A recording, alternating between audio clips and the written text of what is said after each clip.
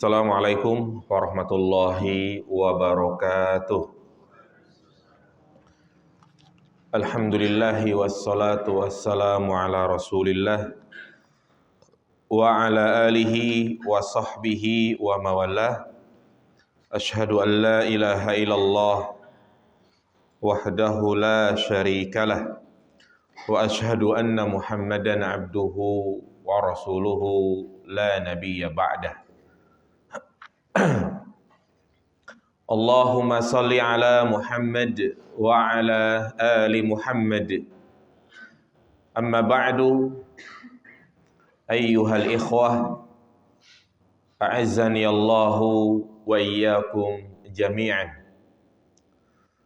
Pada kesempatan yang berbarakah ini, kembali kita akan melanjutkan kajian rutin kita membahas kitab Al-Waziz, yaitu kitab yang menghimpun di dalamnya hadis-hadis tentang hukum di dalam Islam, berkenaan tentang tata cara kita beribadah kepada Allah Subhanahu wa taala, sebagaimana yang telah kita ketahui bersama bahwasanya Allah Subhanahu wa taala menciptakan kita ke alam dunia ini adalah untuk beribadah kepada Allah. Wa ma khalaqtul jinna wal insa illa liya'budun. Tidaklah aku ciptakan jin dan manusia melainkan untuk beribadah kepada aku. Dan di sana tentunya banyak orang yang ingin dicintai oleh Allah. Mereka melakukan amalan-amalan bertujuan untuk beribadah kepada Allah. Namun jangan sampai kita melakukan ibadah yang sia-sia. Beribadah hanya bermodalkan niat yang baik, niat yang ikhlas, tetapi tanpa didasari petunjuk dari Nabi sallallahu alaihi wasallam. Baik, Bapak Ibu yang dirahmati Allah Subhanahu wa taala, setelahnya kita menyelesaikan pembahasan tentang tata cara berwudu dan hukum-hukum berkaitan tentang wudu, maka berikutnya kita akan membahas tentang cara menghilangkan hadas besar. Nah, sebagaimana yang telah kita ketahui bersama bahwasanya hadas adalah suatu sifat yang ada pada diri seseorang, yang dengan adanya sifat tersebut menjadi penghalang baginya untuk mengerjakan sholat. Itulah hadas. Jadi ada dua penghalang sholat, yaitu hadas dan najis. Ya, hadas ini sifat, adapun najis adalah benda. Jadi itu untuk membedakan antara najis dan hadas. Jadi hadas adalah sifat yang melekat pada seseorang sehingga menghalanginya untuk mengerjakan sholat. Najis, benda yang dianggap kotor oleh syariat, seperti misalnya kotoran manusia, kencingnya, bangkai, maka itu adalah najis. Nah, orang yang misalnya habis buang air besar, dia sudah cebok, sudah membersihkan kotorannya, tapi dia belum berwudu, maka kita katakan dia sedang bernajis atau berhadas. Berhadas. Nah, dan hadas itu sendiri ada dua macam. Ada hadas besar dan ada hadas kecil. Hadas kecil cara menghilangkannya yaitu dengan berwudu, yakni hanya membasuh sebagian anggota badan saja, tidak semuanya. Membasuh wajah, membasuh tangan, membasuh kaki. Ya, adapun disebut hadas kecil, ya seperti misalnya seseorang habis kentut, buang air kecil, buang air besar. Nah, yang kedua adalah hadas besar, ya, yaitu cara menghilangkannya dengan mandi, mengguyurkan air ke seluruh tubuhnya. Makanya kita akan membahas tentang hukum seputar mandi, mandi yang mencukupi dan mandi yang sunnah, yang utama itu seperti apa. Nanti kita akan membahasnya. Iya. Pembahasan yang pertama dari bab mandi, mujibatuhu, perkara-perkara yang diwajibkan untuk mandi. Jadi kapan seseorang wajib baginya untuk mandi? Kalau dia tidak mandi, maka dia tidak boleh mengerjakan beberapa ibadah seperti sholat, ya, maka dia tidak boleh mengerjakannya sampai dia mandi wajib. Yang pertama, khurujul mani fil yaqzati aw fin naum. Keluarnya air mani baik dalam keadaan terjaga, sadar, maupun dalam keadaan tidur. Ya.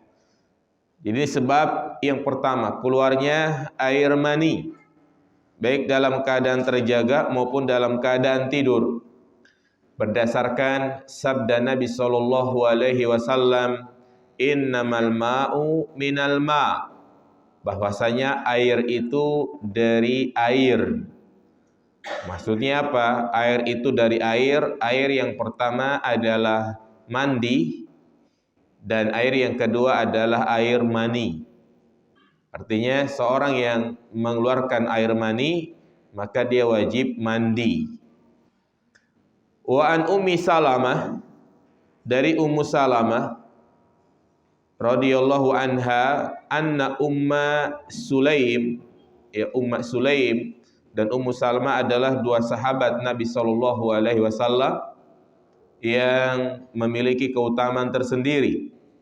Ummu Salamah selain dia adalah sahabiyah, maka dia juga sebagai istrinya Nabi sallallahu alaihi wasallam.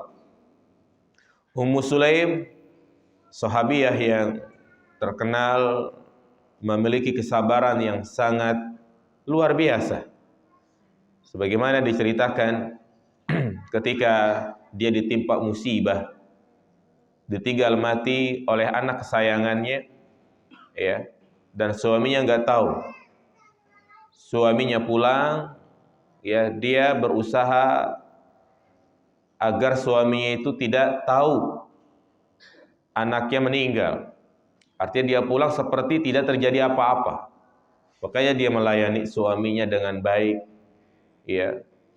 Dia digauli oleh suaminya. Setelah itu baru dikasih tahu. Karena dia tidak ingin kematian, ya, anaknya menjadi penghalang untuk melayani suaminya. Ummu Sulaim bertanya, nah ini diantara keutamaan beliau, beliau adalah orang yang subhanallah semangat dalam menuntut ilmu, ya, makanya dia datang kepada Nabi sallallahu alaihi wasallam bertanya, ya Rasulullah, innallaha la yastahyi minal haq.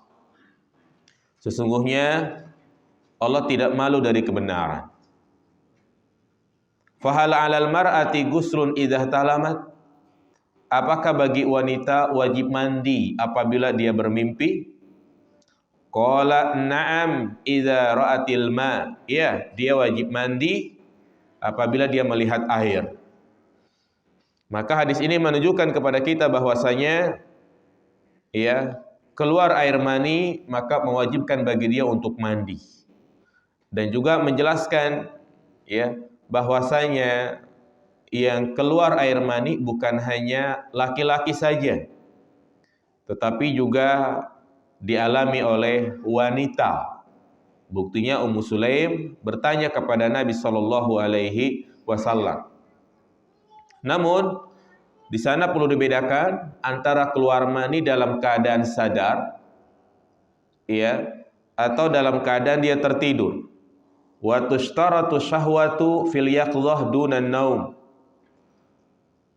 Dan khusus keluar mani dalam keadaan terjaga, maka harus diiringi dengan syahwat, yaitu keluarnya diiringi dengan rasa nikmat. Sebagaimana Rasulullah SAW bersabda, "Idza hazabtal ma'a faghtasil minal janabati, fa idza lam takun hadzifan fala taghtasil." Apabila engkau memancarkan air, ya, istilahnya muncrat, maka mandilah. Jika itu tidak keluar dengan memancar, maka jangan kau mandi. Kenapa? Karena bisa jadi yang keluar itu bukan air mani. Berkata Al-Imam Asy-Syaukani, al-hadfu huwa ramyu. Jadi memancar itu maksudnya melontarkan, yakni ya muncrat, dan ini tidak mungkin kecuali dengan syahwat. Iya. Walihada qala al-musannif wa fihi tanbih, dan ini adalah pengingat bahwasanya yang keluar air mani tanpa syahwat karena sebab dia sakit atau hawa dingin, maka tidak wajib mandi. Ya, karena sebagaimana sudah kita jelaskan dalam pembahasan najis, bahwa yang keluar dari kemaluan laki-laki maupun wanita itu bukan hanya mani saja. Di sana ada madhi dan juga ada wadi. Dan yang hampir sama dengan mani adalah madhi, yaitu keduanya keluar ketika sedang syahwat. Ya. Adapun madhi itu keluarnya ya biasanya pada muqaddimah syahwat. Ketika seorang suami bermesra-mesraan dengan istrinya, belum sampai berjima, maka akan keluar cairan. Itu disebut namanya apa? Madhi. Maka orang yang keluar air madhi, maka dia tidak wajib mandi. Nah, tapi kalau keluar air mani, ya keluarnya ini memiliki sifat khusus, ya muncrat, kemudian diiringi dengan rasa nikmat, kemudian setelahnya itu biasanya apa? Futur, capek, ya lemes. Maka itu namanya keluar mani. Ya. 6. Adapun bagi yang bermimpi, ya, bermimpi atau diistilahkan dengan mimpi basah, maka di sini juga ada ketentuannya. Barang siapa yang bermimpi berjima tetapi tidak mendapati air, maka tidak ada kewajiban mandi bagi dia. Walaupun dia ingat, ya, walaupun dia ingat. Wa man wajadal ma'a wa lam yadhkur ihtilaman fa alaihil ghusl. Barang siapa yang mendapati air tetapi dia tidak ingat kalau dia bermimpi, maka wajib baginya untuk mandi. Nah, jadi orang yang mimpi basah, apakah dia wajib mandi atau tidak? Ini ada beberapa keadaan. Yang pertama, jika dia ingat bermimpi dan mendapati air, yaitu air mani, maka jelas dia wajib mandi. Ini yang pertama. Mimpi dan dia mendapati air, maka wajib mandi. Yang kedua, dia tidak ingat bermimpi. Dia tidak ingat kalau semalam itu bermimpi. Tapi dia mendapati air. Artinya dia lihat, dia cium, baunya khas, ya kan? Ya, bau sperma, bau air mani, maka walaupun dia tidak ingat bermimpi, wajibannya atau tidak? Wajib. Ini keadaan yang kedua. Keadaan yang ketiga, dia ingat dia bermimpi, tapi tidak mendapati bekas air mani. Wajib mandi atau tidak? Hah? Tidak. Wa man ihtalama wa lam yajidil ma'a fala ghusla alaih. Barang siapa yang bermimpi dan dia tidak mendapati air, maka tidak ada kewajiban mandi bagi dia. Kalau dia ragu-ragu, ya, maka kembalikan kepada hukum asalnya, bahwa dia itu tidak keluar air mani. Berdasarkan hadis Aisyah radhiyallahu taala anha, ya, Rasulullah SAW ditanya tentang seseorang yang mendapati pakaiannya itu basah tetapi dia tidak ingat mimpi. Nabi mengatakan wajib mandi dia, ya getasil. Dan juga tentang seseorang yang dia bermimpi tapi tidak mendapati air, Nabi mengatakan la ghusla alaih, tidak ada kewajiban mandi bagi dia. Jelas jamaah sekalian? Nah, kemudian sebab yang kedua di antara hal yang mewajibkan seseorang untuk mandi adalah al-jima. Ya, dibahas secara khusus al-jima, yaitu berhubungan badan. Ya, karena mengeluarkan air mani, ya, tidak hanya dengan cara berjima, bisa juga dilakukan dengan dia bermesra-mesraan dengan istrinya, tidak sampai berjima, ya, maka dia wajib mandi. Tetapi juga perlu kita pahami jamaah sekalian, seorang laki-laki maupun perempuan, di mana dia hanya boleh melampiaskan syahwatnya, mengeluarkan air maninya, ya, hanya dengan pasangannya yang sah. Ya, sekali lagi, seorang hanya boleh mengeluarkan air maninya hanya kepada pasangannya yang sah, baik dengan cara dia berjima atau dengan cara yang lainnya. Maka itu diperbolehkan selama dengan pasangannya yang sah. Berarti semua cara selain dengan pasangan yang sah hukumnya adalah haram. Baik dengan cara dia melakukan onani, masturbasi, melihat video-video porno, apalagi sampai berzina, ya, homoseksual, lesbian, maka semua itu adalah bentuk melampaui batas. Semua itu sebagai bentuk kemaksiatan. Apa kata Allah Subhanahu wa taala ketika menyebutkan ciri orang-orang yang beriman? Walladzina hum li furujihim hafizun. Orang-orang yang beriman, mereka adalah orang-orang yang mampu menjaga kemaluannya, yakni tidak mengeluarkan sperma sembarangan kecuali kepada istri yang sah atau kepada budak wanita yang dia miliki. Budak sekarang sudah tidak ada. Jangan dikiaskan dengan pembantu. Pembantu bukan budak, dia adalah hamba yang merdeka. Maka, ya, barang siapa yang mencari jalan dengan selain dua hal ini, faulaika humul adun, mereka adalah orang-orang yang melampaui batas. Artinya itu termasuk perbuatan dosa yang bisa menghantarkan kepada kebinasaan. Dan memang seperti itulah jamaah sekalian, orang yang misalnya suka onani, masturbasi, maka biasanya orang seperti ini akan mudah terkena penyakit. Ya, bisa jadi dia terkena penyakit apa itu? Ejakulasi dini, ya kan? Atau juga ya tidak ada syahwat lagi, enggak kuat lagi melayani istrinya. Ya, karena ya seperti itulah ya ancaman bagi orang yang melakukan kemaksiatan. Dan parah-parahnya Allah akan butakan matanya. Dan Allah butakan matanya itu bukan Allah butakan secara hakiki, tetapi dia tidak memiliki hasrat lagi dengan istrinya. Nah, itu bahaya jamaah sekalian.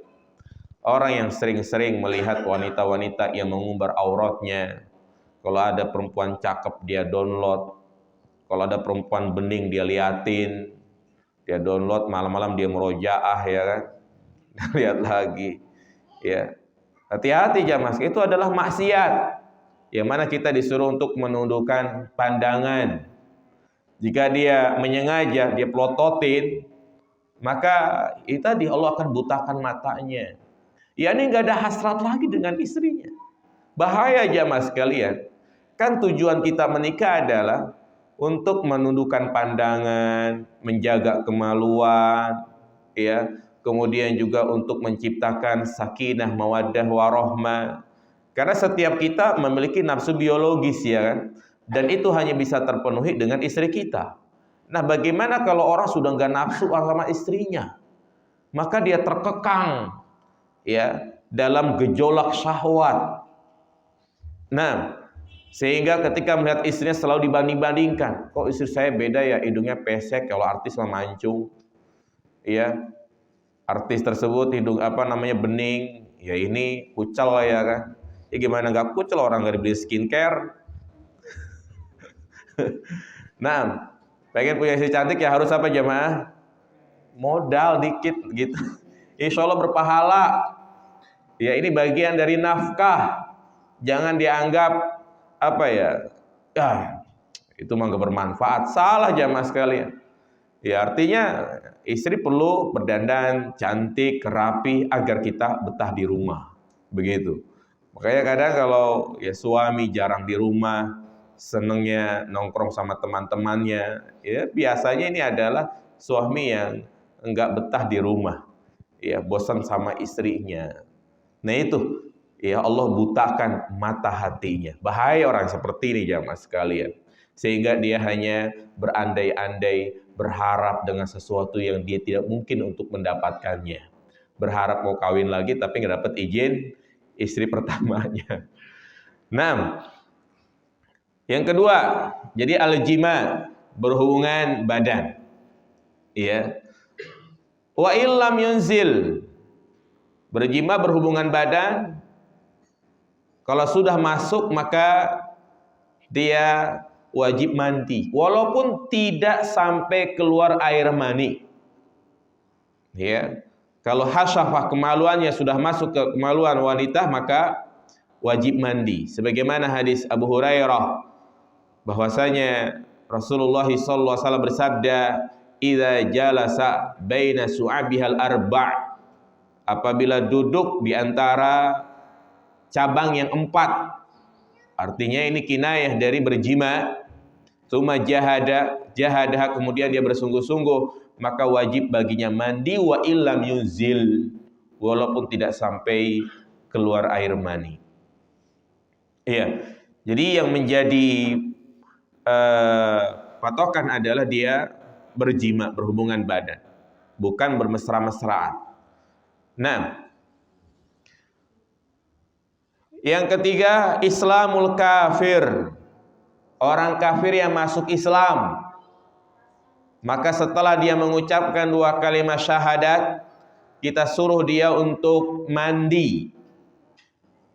Ya, baik orang kafir ini memang sejak awal dia adalah orang kafir, atau yang awalnya adalah seorang muslim, kemudian dia murtad, kemudian masuk Islam lagi, maka dia tetap wajib mandi.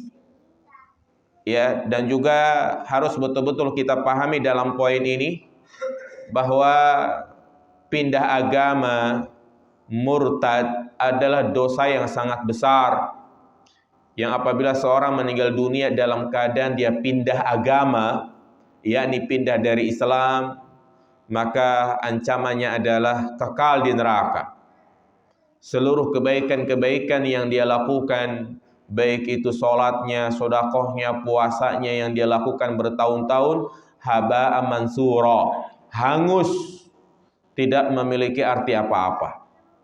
Ya, ini yang harus kita camkan jamaah sekalian, karena prinsip Islam yang paling berharga, harta yang paling istimewa yang harus betul-betul kita jaga, jangan sampai lepas, yaitu akidah Islam. Dan alhamdulillah Allah Subhanahu wa taala memberikan hidayah kepada kita semua di atas hidayah Islam, maka harus betul-betul kita jaga. Makanya Allah Subhanahu wa taala bukan hanya menyuruh kita untuk memeluk agama Islam, tapi Allah katakan wala tamutunna illa wa antum muslimun. Jangan kalian mati kecuali dalam keadaan Islam. menunjukkan kita juga disuruh untuk istiqomah di atas Islam dan mati di atas Islam. Ya, barang siapa yang mati tidak di atas Islam, walaupun dia setelah melakukan ibadah yang sangat banyak, terhapus semuanya. Rugi dia jamaah sekalian. Sehingga setelah kita mengetahui prinsip ini, apapun yang terjadi pada diri kita, ujian-ujian hidup, harapan yang tidak tercapai, atau kenyataan tidak sesuai dengan harapan, maka hendaknya kita bersabar, jangan sampai mengorbankan akidah. Karena memang sudah menjadi sunatullah, kita hidup di dunia ini pasti mendapatkan apa? Ujian. Terlebih kalau kita menyatakan beriman. Makanya salah orang yang motivasinya untuk memeluk agama Islam agar Allah tidak memberikan ujian. Siapa bilang? Semua orang pasti mendapatkan ujian hidup. Apalagi ketika dia menyatakan untuk hijrah, pasti ujian yang berat, masalah ekonomi misalnya, masalah keluarganya, orang tuanya, kakaknya, pamannya tidak mengakui dia sebagai keluarganya. Karena biasanya kalau diketahui dalam keluarga non-muslim, salah satu anggota keluarganya ada yang murtad, itu langsung mereka ngurus kakak lagi. Mereka ngurus kakak langsung jamaah sekalian. Langsung mengeluarkan anggota keluarganya yang dikatakan oleh mereka murtad. Langsung dihapus. Ya, jadi nggak dianggap lagi keluarga. Kenapa? Karena memang mereka nggak mau mewariskan. Ya, putus hubungan nasab kata mereka. Nah, ini ujian yang akan dia alami. Sehingga jangan sampai dia mengorbankan akidah hanya untuk mendapatkan jabatan, hanya untuk mendapatkan wanita dan yang lainnya. Nah, orang kafir setelah dia mengucapkan 2 kalimat syahadat, maka hendaknya dia wajib untuk mandi. Sebagaimana Qais bin Asim ketika dia memeluk agama Islam, Nabi SAW menyuruhnya untuk mandi dengan air yang dicampur dengan daun bidara. Ya, dengan daun bidara. Kemudian yang keempat, inqita'ul haid wan nifas. Ya, berhentinya haid dan nifas. Ini khusus bagi wanita. Jadi bagi wanita yang sudah selesai haidnya dan nifasnya, maka dia wajib mandi. Dan suaminya tidak boleh menyetubuhinya walaupun darah itu sudah terhenti sampai dia mandi. Jadi sekali lagi, suami tidak boleh menyetubuhi istrinya yang suci dari haid sampai dia mandi. Dan ketahuilah para wanita, terhentinya haid itu bisa dilakukan dengan 2 cara. Yang pertama adalah dengan cara dia meletakkan tisu atau apa saja di kemaluannya. Jika memang betul-betul sudah kering, tidak keluar darah, suci. Yang kedua, kalau orang memiliki keraguan-raguan, kadang udah kering, dia mandi, dia sholat, sorenya keluar lagi. Ya, kadang ada seperti ini, maka yang menjadi patokan dia itu sudah suci atau tidak, nunggu keluarnya al-qasus al-baydo. Apa itu al-qasus al-baydo? Cairan putih yang berlendir. Maka itu menunjukkan ya dia sudah suci, dan kalau sudah keluar cairan tersebut al-qasus al-baydo, maka biasanya nggak keluar lagi darahnya. Sebagaimana dikatakan oleh Aisyah radhiyallahu taala anha, dan tentunya wanita ayah yang lebih tahu.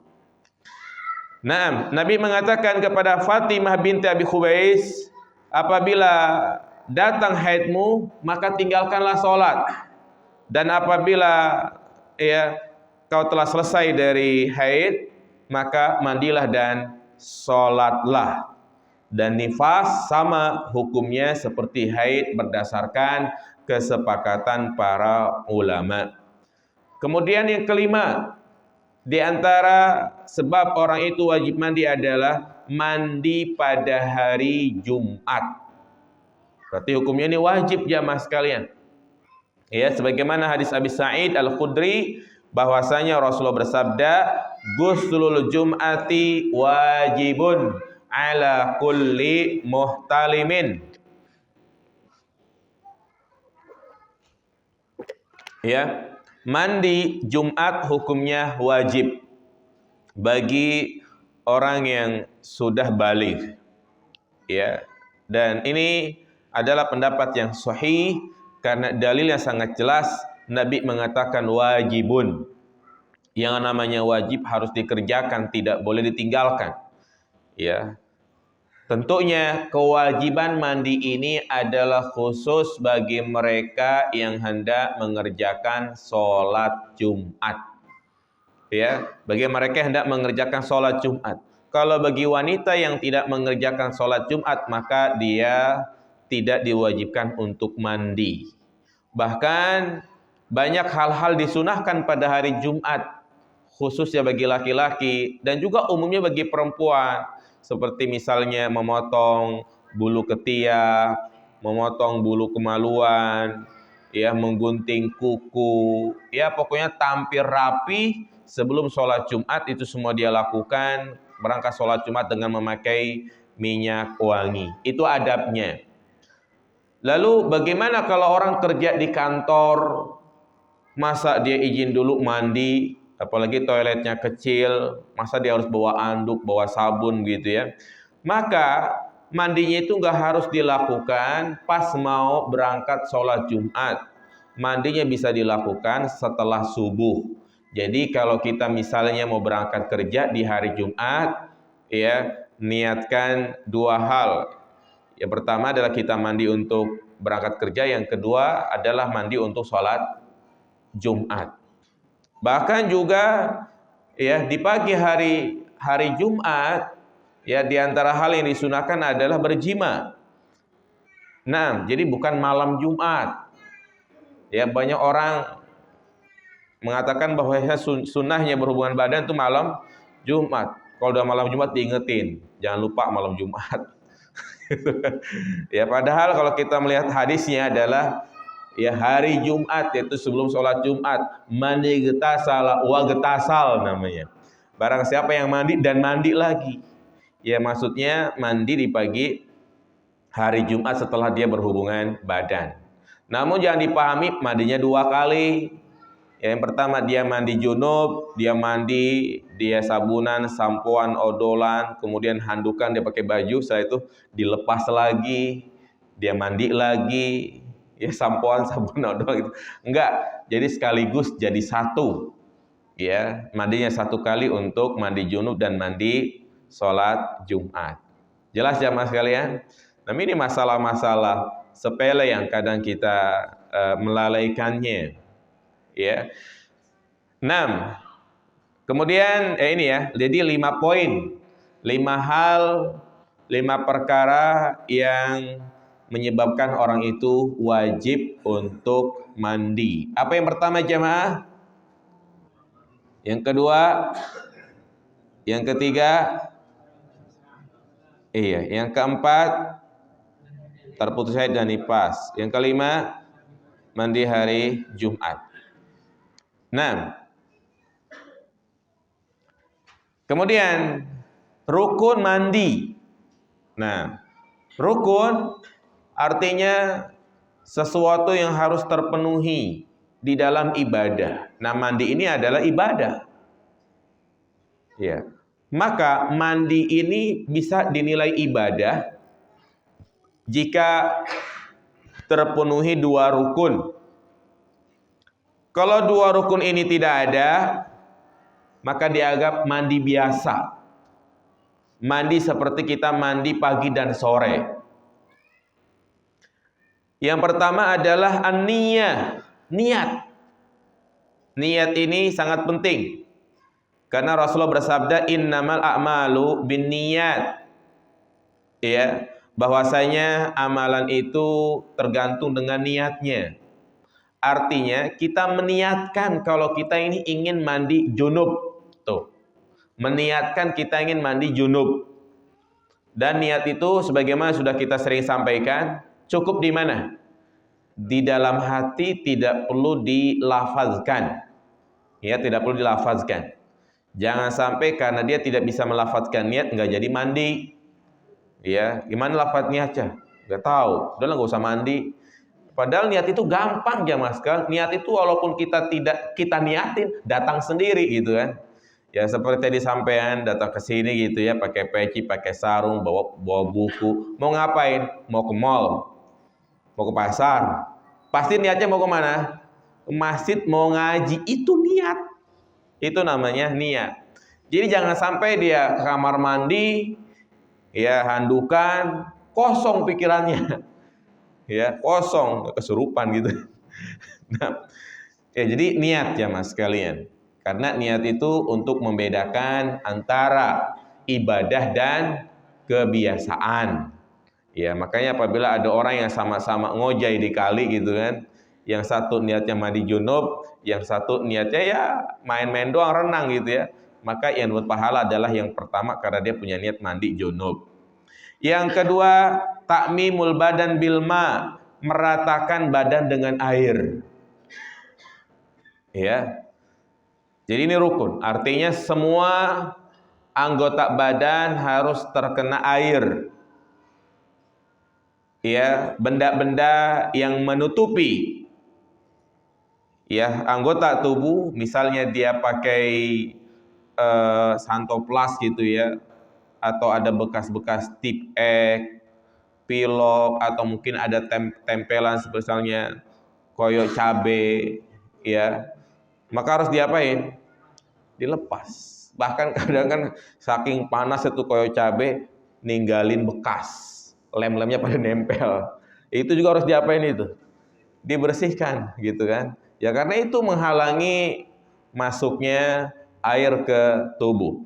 Kecuali jika memang itu memadaratkan bagi dia. Luka perban kalau dibuka nanti akan lebih parah lagi, nggak sembuh-sembuh, itu mah nggak apa-apa. Ya misalnya di bagian tangan kanannya atau tangan kirinya, maka ketika dia mandi itu nggak perlu dibasahin. Jadi semuanya harus terkena air, kakinya, tangannya, perutnya, dadanya, ya punggungnya, kepalanya, takmimul badan bilma. Maka dengan memenuhi dua hal ini sudah cukup bagi dia. Ya, walaupun dia nggak sabunan, walaupun dia nggak sampoan, walaupun nggak odolan, walaupun dia mandinya langsung nyebur di kali, ya, walaupun dia mandi di sungai atau di mana saja, ketika seluruh tubuhnya sudah masuk ke dalam air, maka sudah cukup bagi dia untuk menjalankan kewajiban ini. Ya, jadi orang misalnya masuk kamar mandi langsung cebar-cebur aja gitu, sah, tapi tentunya itu kurang sempurna. Nah, lalu bagaimana cara yang sempurna? Nah, ini kita baca hadis Nabi SAW, bagaimana agar mandi kita itu betul-betul sempurna sehingga kita mendapatkan pahala yang lebih banyak. Ya, karena al-jaza min jinsil amal, balasan itu sesuai dengan amalnya. Dan orang mukmin dia tidak mencukupkan dengan amalan-amalan yang wajib saja, tapi dia berusaha untuk melakukan amalan-amalan yang sifatnya sunnah. Dalam rangka apa? Menyempurnakan ibadah yang wajib atau menambah pahala.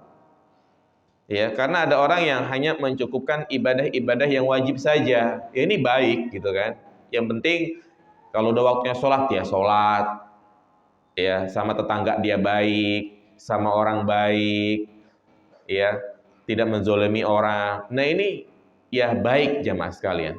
Tapi lebih baik lagi adalah orang yang mengerjakan ibadah yang wajib dan juga mengerjakan ibadah yang sunnah. Ya, seperti bukan hanya sholat wajib, tapi dia juga sholat sunnah. Mandi juga demikian, bukan hanya mandi cebar-cebur, tapi dia memperhatikan adab-adabnya. Ya, ini orang yang fastabiqul khairat, berlomba-lomba dalam melakukan kebaikan. Nah, ada lagi yang ketiga, orang yang tertipu, orang yang magrur namanya, yaitu orang yang semangat mengerjakan ibadah yang sunnah, tetapi yang wajib dia tinggalin, begitu. Sama temennya royal dia traktir, pokoknya kalau makan sama temennya biar aneh yang bayar. Sementara adiknya, kakaknya, orang tuanya tidak dia perhatiin. Sementara dia berbuat baik kepada orang tuanya, ini bagian dari silaturahim. Ya, ini namanya orang yang apa? Magrur, orang yang tertipu. Ya, orang yang tertipu. Ya, seperti misalnya orang yang mau puasa, makan sahur jam 2. Sahur hukumnya apa? Sunnah. Habis sahur dia tidur. Bangun-bangun jam 9 pagi. Orang-orang pada sholat duha, dia sholat apa? Subuh, ya kan. Ini namanya orang yang magrur, tertipu. Nah, lebih magrur lagi, lebih tertipu lagi, seorang yang melakukan amalan yang tidak disyariatkan, amalan-amalan baru, tapi yang ibadah malah dia tinggalkan. Banyak orang kayak begitu itu kan. Melakukan acara-acara khusus gitu kan. Nah, enggak sholat berjamaah, dia baca zikir sini, zikir situ gitu kan, sampai bergadang, bangun kesiangan. Nah, ini lebih tertipu lagi gitu ya. Nah, kita baca hadisnya.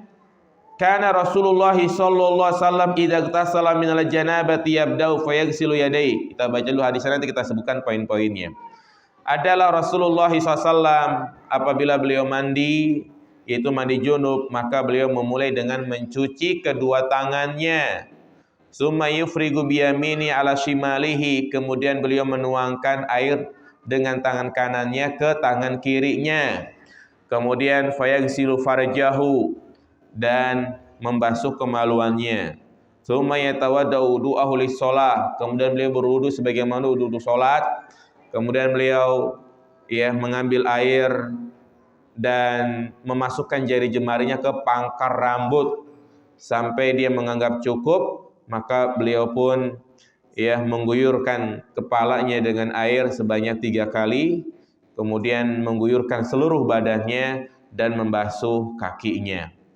Baik, hadis tentang tata cara mandi yang sunnah itu ada beberapa riwayat. Ya, jadi kita simpulkan poin yang pertama, tata cara mandi yang pertama adalah niat. Ya, yang pertama adalah niat. Kemudian kita masuk ke kamar mandi, jika sudah kita lepas pakaian, maka yang pertama adalah kita mencuci kedua tangan. Jadi kedua tangan dicuci. Sebagaimana sabda Nabi SAW, idza istayqadha ahadukum min naumihi, apabila salah satu di antara kalian bangun tidur, maka janganlah dia langsung memasukkan tangannya ke air, tapi dia cuci terlebih dahulu. Kemudian yang kedua, setelah dia mencuci tangan, dia mencuci kemaluannya. Tangan kanan menuangkan air, tangan kiri menyentuh kemaluan. Cebok, dia cuci kemaluannya. Karena bisa jadi masih ada bekas-bekas darah haid atau mungkin bekas air mani, maka dicuci terlebih dahulu. Habis dia cuci, tsumma yatawaddau wudu'ahu lis-shalah. Kemudian dia berwudu. Berwudu sebagaimana wudu untuk sholat. Wudu. Artinya walaupun dia dalam keadaan tidak berpakaian. Maka kalau ada yang bertanya, Pak Ustadz gimana? Apa hukumnya berwudu tanpa pakaian? Enggak pakai anduk gitu ya, telanjang begitu. Maka hukumnya boleh. Boleh, tidak masalah. Jadi dia berwudu sebagaimana wudu untuk sholat. Sama dia membasuh tangannya lagi. Kemudian dia berkumur-kumur, masukkan air ke dalam hidung, membasuh muka, membasuh kedua tangan, mengusapkan kepala, dan membasuh kedua kaki. Kemudian yang keberapa? Yang keempat, yang kelima, yaitu membasuh kepala. Jadi membasuh kepala sambil dia sela-sela. Jadi jari jemarinya itu menyela-nyela pangkar rambut, di sela-sela seperti itu. Sampai dia anggap cukup, maka berikutnya baru dia membasuh seluruh tubuhnya dengan air. Dia basuh seluruh tubuhnya dengan air. Baru setelah itu dia sampoan, sabunan, dan apa jemaah? Odolan ya. Kalau yang perempuan, skincarean. Nah, ya, setelah itu dia basuh sampai bersih dan tentu kembali kepada penggunaan air, maka hendaknya dia lebih menghemat air. Sebagaimana wudu disuruh kita untuk menghemat air, demikian pula mandi. Ya, perempuan juga sama. Jangan sampai ya dia mandi sampai misalnya 3 ember, 4 ember gitu kan. Satu gentong habis. Ya habis semua. Gak pikir dia suaminya ambil air jauh-jauh dari Maijah ya kan. Dihabisin semua. Ya, maka lebih sedikit lebih baik. Nah, jadi itu tata cara mandi. Ada perbedaan, ada yang mengatakan ya tadi ketika dia berwudu jangan basuh kaki dulu. Jadi dia pas mengusap kepala, kaki dia nggak basuh. Nanti basuhnya pas paling akhir. Ada yang mengatakan seperti itu. Ada pula yang mengatakan sebelah kanan dulu, baru sebelah kiri, baru dia mengguyurkan ke seluruh badannya. Ya al-muhim, cara semua itu dibenarkan dan itu adalah cara yang sunnah. Nah, cara yang sunnah. Nah, ada beberapa hal yang perlu kita sampaikan. Yang pertama, dari tata cara yang tadi kita sebutkan, bahwa hukum wudu sebelum mandi itu hukumnya adalah sunnah. Sunnah. Ya, artinya kalau dia mandi tanpa berwudu juga wudunya sah. Faman tawadda faqad ashab wa man la fala junah alaih. Ya. Nah. Jadi wudu hukumnya sunnah tidak wajib. Kemudian juga masalah yang kedua, bagi orang yang sudah mandi wajib, ya, berwudu maupun dia tidak berwudu, maka boleh langsung sholat. Ini yang sering ditanyakan. Apakah perlu kita berwudu lagi setelah mandi junub? Begitu kan? Nah, maka ya pendapat yang benar wala yalzamuhul wudu ba'dahu. Ya, dia tidak perlu wudu lagi. Kenapa? Berdasarkan hadis Aisyah, kana Rasulullah sallallahu alaihi wasallam la yatawaddau ba'dal ghusli minal janabah. Bahwasanya Rasulullah tidak berwudu setelah mandi dari mandi junub. Demikian pula dalam lafaz Abu Daud adalah Rasulullah SAW mandi dan beliau sholat 2 rakaat. Jadi tidak didapati beliau berwudu lagi. Dan juga alasan yang lain, yang namanya orang menghilangkan hadas besar, maka udah pasti hadas kecil pun ikut hilang, begitu. Iya, dengan catatan setelah mandi dia tidak kencing.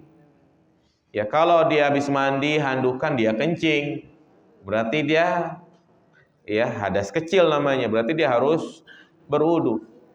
Nah, terus kalau ada yang bertanya, kan kita mandi itu pasti megang kemaluan. Iya kan? Nah, megang kemaluan kan membatalkan wudu. Nah, ini kembali kepada masalah yang sudah kita bahas. Bahwa apakah menyentuh kemaluan itu membatalkan wudu atau tidak? Yang sahih bahwa menyentuh kemaluan itu tidak membatalkan wudu. Sekali lagi, menyentuh kemaluan tidak membatalkan wudu kecuali dengan syahwat. Jadi tidak mengapa, walaupun di tengah-tengah mandi dia megang kemaluan, ya, kemudian setelah itu dia bilas, dia handukan, sudah selesai, nggak apa-apa, dia langsung sholat. Nah, itu berdasarkan hadis dari Aisyah radhiyallahu taala anha. Kemudian faedah yang lainnya juga, la yajibu 'alal mar'ati naqdu sa'riha fil ghusli minal janabah. Tidak diwajibkan bagi wanita untuk mengurai rambutnya ketika mandi junub. Sekali lagi, bagi wanita tidak diwajibkan untuk mengurai rambutnya, yakni melepas rambutnya ketika mandi junub. Ya, mandi junub di sini maksudnya mandi setelah berhubungan. Jadi nggak perlu dia mengurai rambutnya, cukup dia basuh dari atasnya. Misalnya dia ikat rambutnya. Nah, maka dari sini juga sering ada pertanyaan, apakah wajib nyampo bagi wanita? Maka mengurai rambut aja tidak wajib, apalagi nyampo. Iya, sehingga ini bukan menjadi alasan bagi wanita untuk menolak ajakan suaminya. Kadang istri menolak ajakan suaminya. Aduh, nanti badannya dingin, iya kan? Apalagi harus nyampok, pala pusing lagi. Ya, ya. Makanya ini bukan alasan. Dengan pembahasan seperti ini, jadi sebenarnya nggak apa-apa. Ya rambutnya panjang begitu kan, ya tinggal dia ikat aja, dia mandi aja udah, dia guyur di kepalanya. Jadi nggak perlu dia melepaskan ikatan rambutnya dan nggak apa-apa, nggak nyampok juga. Nah, berbeda halnya kalau dia mandi haid. Nah, dalil yang menjelaskan masalah ini adalah hadis Ummi Salamah. Ini dalilnya. Dia berkata kepada Rasulullah, "Ya Rasulullah, sesungguhnya aku adalah wanita yang memiliki rambut yang lebat. Apakah aku harus melepas ataupun mengurai rambutku ketika mandi junub?" Kata Nabi, "Lah, enggak perlu. Innama yakfiki an tuhsi ala ra'sika salasa hasayatin." Cukup bagimu untuk menuangkan air di atas kepalamu 3 kali. Selesai. Ya.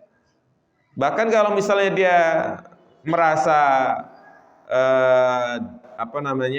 kepala nggak nyaman dengan membasahi kepala, sudah cukup 3 kali gitu ya. Nah, nanti setelah itu dia hanya membasuh badan sabunan, ya. Jadi kepala nggak usah diapain lagi. Nggak usah diguyur lagi. Nah, ya summa tufidina alaikal ma, ya kemudian kau guyurkan dan kau cuci, artinya kau membasuh badan. Iya. Berbeda halnya mandi mandi setelah suci dari haid ya. Adapun setelah suci dari haid, maka dia wajib untuk mengurai rambutnya. 6. Dan juga kalau dipahami, mengurai rambut tujuannya adalah untuk meyakinkan sampainya air ke pangkar rambut. Dan kecuali jika itu mandi junub karena sering berulang-ulang dan juga terjadinya masyaqqah, ya ketidaknyamanan, keberatan, ya sehingga dia tidak perlu untuk mengurai rambutnya. Baik. Kemudian faedah juga disebutkan di sini, yajuzu li zaujaini ayaghtasila ma'an fi makanin wahid. Ya, boleh bagi suami istri untuk mandi bareng. Ya, satu kamar atau satu bak gitu ya. Yanzuru kullu minhuma ila aurati sahibih. Ya, walaupun keduanya saling melihat aurat, maka itu diperbolehkan. Iya. Nah, tapi ini hanya untuk suami istri. Adapun untuk anak-anak ya tentu tidak diperbolehkan. Justru kita sebagai orang tua, jadilah ya pendidik yang baik, mencontohkan yang baik, ya yang namanya melepas pakaian nggak boleh di depan anak ya mas sekalian. Jadi kamar itu harus betul-betul privasi.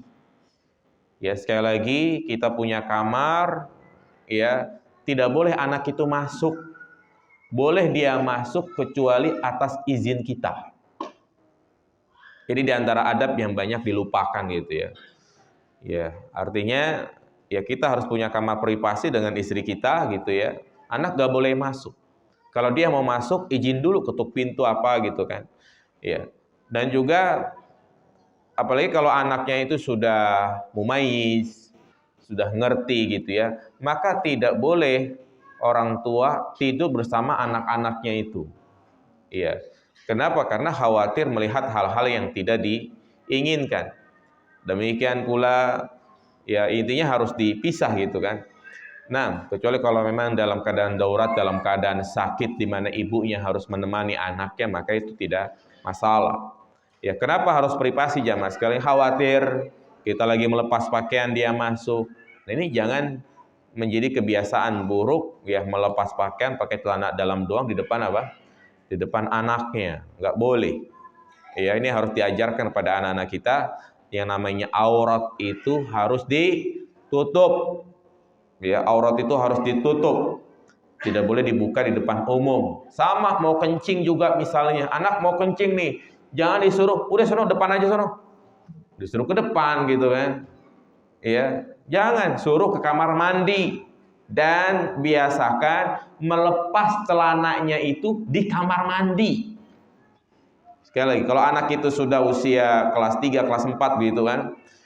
Ya, jadi ajarkan dia malu. Jadi buka celananya itu jangan di luar. Atau nggak apa-apa dia buka di luar, tapi dia sudah pakai apa itu? Pakai handuk. Ajarkan seperti itu. Karena kalau kita tidak ajarkan dari kecil, sampai tua pun nggak tahu malu dia.